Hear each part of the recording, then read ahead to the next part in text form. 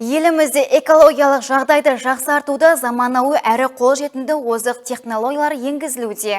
Полиция департаменті экологиялық мәдениетті сақтау және қоғамдық тәртіпті күшейтуге қатысты цифрлық жобаларды енгізуде.